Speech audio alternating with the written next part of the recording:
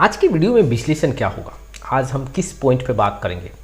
देखो, देखा जाए तो बहुत ऐसे इक्विटी ओरिएंटेड स्कीम्स हैं जो काफ़ी कम रिटर्न दिए हैं पिछले एक साल में। लेकिन आज मैं कुछ ऐसे फंड्स रखूँगा जो इक्विटी म्यूचुअल फंड से भी ज़्यादा पैसा बना के दिए हैं। लेकिन इन्वेस्टर यहाँ पे क्या गलती कर रहे हैं, इसके बारे में भी हम समझेंगे।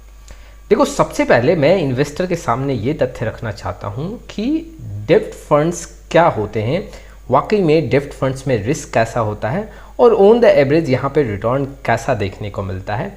और उसके बाद मैं आपके सामने यहाँ पे कुछ म्यूचुअल फंड रखूँगा जो ताबड़तोड़ पिछले एक साल में, जी हाँ, इन्वेस्टर को काफ़ी सरप्राइज़ किए हैं, इक्विटी ओरिएंटेड म्यूचुअल फंड से भी ज़्यादा पैसा बनाए हैं और ऐसे फंड में मार्केट का भी रिस्क नहीं है। सबसे पहले डेब्ट फंड्स की बात करें तो देखो, ऐसे फंड्स जहाँ पे रिस्क मार्केट का नहीं होता है, इट मीन्स कि जो भी आप पैसा लगाते हो वो पैसा स्टॉक में नहीं लगता है, कोई ऐसे इक्विटी में नहीं लगता है जहाँ पे अप्स एंड डाउन्स काफ़ी ज़्यादा देखने को मिले। आपका पैसा, जी हाँ, वैसे जगह लगता है जहाँ पे आपको कुछ सिक्योरिटी देखने को मिले। जी हाँ, या तो कोई बॉन्ड में पैसा लगेगा या फिर गवर्नमेंट सिक्योरिटीज़ में पैसा लगेगा या फिर कुछ वैसे फंड्स में लगेंगे, जी हाँ, गवर्नमेंट फंड्स जो काफ़ी सिक्योर हों, पे आपका कैपिटल सुरक्षित थोड़ा रहे और यहाँ पे रिटर्न कुछ ना कुछ मिलता देखने को मिले।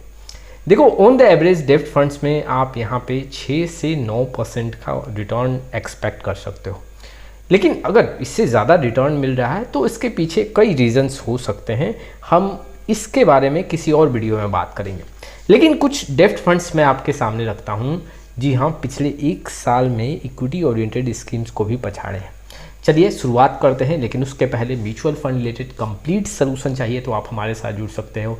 जी हाँ, डिस्क्रिप्शन बॉक्स में आए डिटेल चेक करें और व्हाट्सअप नंबर के थ्रू हमारे साथ जुड़ सकते हैं। चलिए, सबसे पहले जो मैं आपके सामने फंड रखूँगा वो है ABSL क्रेडिट रिस्क फंड। देखो, ABSL क्रेडिट रिस्क फंड की बात करूँ तो आप देख सकते हो पिछले एक साल में 17% का एनुअलाइज रिटर्न है। कैटेगरी एवरेज में यहाँ पे 10% का ऑन द एवरेज रिटर्न देखने को मिल रहा है। अगर रैंक इन कैटेगरी की बात करूँ तो तीसरे नंबर में है। एक साल का अगर मैं पूरा रिटर्न देखूँ, 3 साल का ऑन द एवरेज 11% के ऊपर का रिटर्न है और 5 साल में यहाँ पे 10% के ऊपर रिटर्न है। ऑल टाइम यहाँ पे 9% के ऊपर देखने को मिल रहा है। जो एक साल में यहाँ पे 17% का रिटर्न बना है, इसके चलते 3 साल, 5 साल और ऑल टाइम का जो रिटर्न है ये भी काफ़ी अच्छा देखने को मिला है। अगर यही एक साल का रिटर्न 9% के आसपास होता तो 3 साल, 5 साल और ऑल टाइम जो रिटर्न है इसमें आपको आंकड़े और कम देखने को मिलते।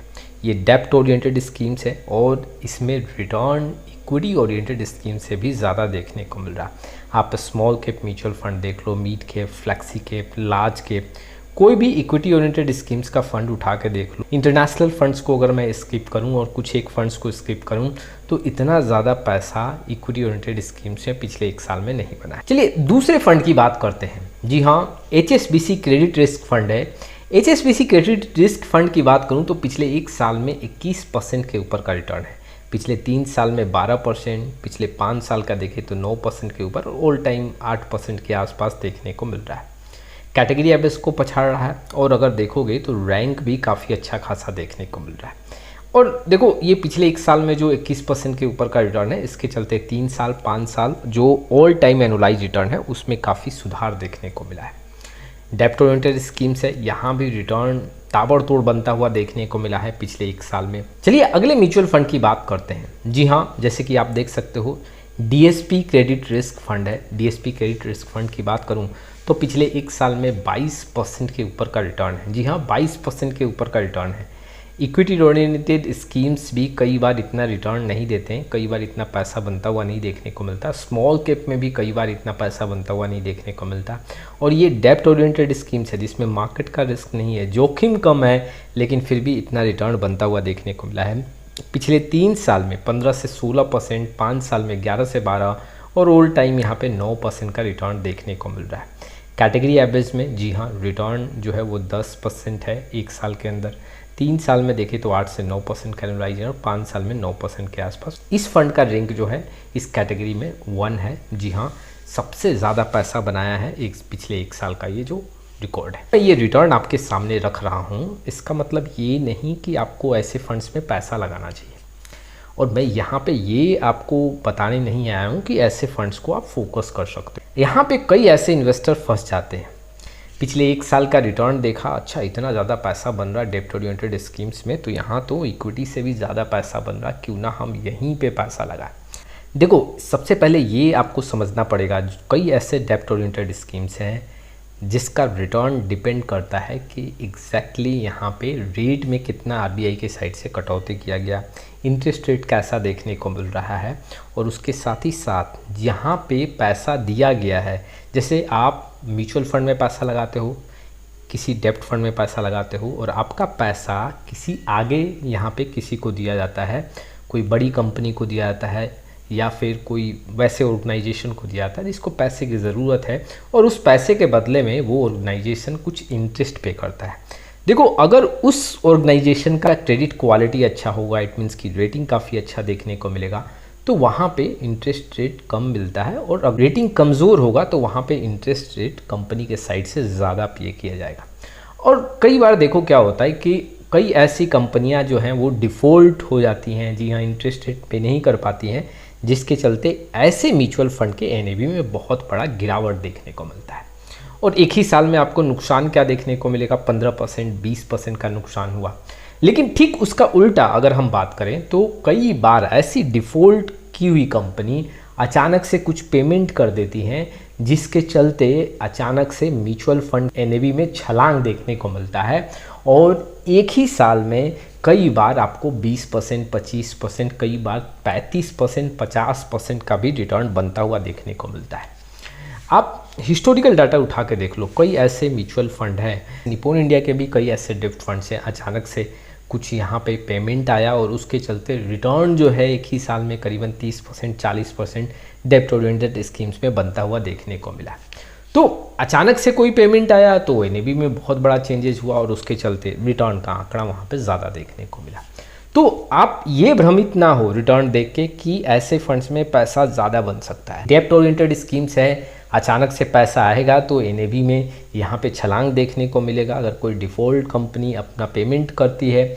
और ऐसा भी हो सकता है कि कोई कंपनी अगर इंटरेस्ट रेट पे कर रही है और अचानक से डिफ़ॉल्ट कर जाए तो आगे वहाँ पे एनएवी में बहुत बड़ा गिरावट भी देखने को मिल सकता है। ऐसे फंड्स में क्रेडिट क्वालिटी का रिस्क है, उसके साथ ही साथ यहाँ पे इंटरेस्ट रेट का रिस्क है, और इसके चलते यहाँ पे एनएवी में उतार चढ़ाव देखने को मिलता है। इन्वेस्टर को बता दूं कि ऐसे फंड्स में ऑन द एवरेज आपको यहाँ पे 6 से 9% के बीच में रिटर्न देखने को मिल सकता है। कोई अच्छा फंड है तो 9% के आसपास ऑन द एवरेज यहाँ पे आप कह सकते हो कि अगर कोई फंड ऑन द एवरेज यहाँ पे चल रहा है तो 7% के आसपास का रिटर्न बनता हुआ देखने को मिलेगा। तो ऐसे फंड्स में फंसना नहीं है, और ऐसे फंड्स में जी हाँ लंबे ड्यूरेशन के लिए आपको इन्वेस्टमेंट नहीं करना है, क्योंकि कई ऐसे इन्वेस्टर हैं जो रिटर्न के पीछे यहाँ पे भागते हैं। पिछले 1 साल में वो जब यहाँ पे सर्च करेंगे कि इस फंड ने ज़्यादा पैसा बना के दिया तो इसमें पैसा इन्वेस्ट करेंगे, भले उस फंड्स के क्वालिटी को नहीं समझेंगे, वो फंड्स काम कैसे करता है उसके बारे में नहीं जानेंगे, और डायरेक्टली वैसे फंड्स में पैसा लगाना स्टार्ट कर देंगे। इन्वेस्टर को मैं बता दूं कि डेप्ट ओरिएंटेड स्कीम्स अधिकतर जो है शॉर्ट ड्यूरेशन के लिए होता है। आप अगर कोई छोटा गोल लेके चल रहे हो तो उसके लिए डेप्ट ओरिएंटेड स्कीम्स को सेलेक्ट कर सकते हो। दूसरा क्या है कि अगर आप अपने पोर्टफोलियो में कुछ डाइवर्सिफिकेशन चाहते हो डेप्ट ओरिएंटेड स्कीम्स को लेके, तब जाके आप ऐसे फंड्स को फोकस कर सकते हो। लेकिन डेप्ट ओरिएंटेड स्कीम्स में ऐसे फंड्स में सबसे ज़्यादा रिस्क होता है।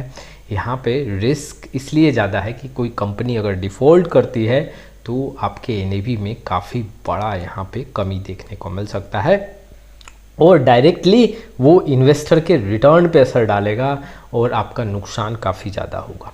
तो ये कुछ इन्फॉर्मेशंस थे जो इन्वेस्टर के लिए काफ़ी इंपॉर्टेंट थे। आपका क्या राय है इस वीडियो को लेके कमेंट बॉक्स में ज़रूर आएँ। फिर मिलेंगे एक नए वीडियो के साथ, तब तक के लिए जय हिंद जय भारत।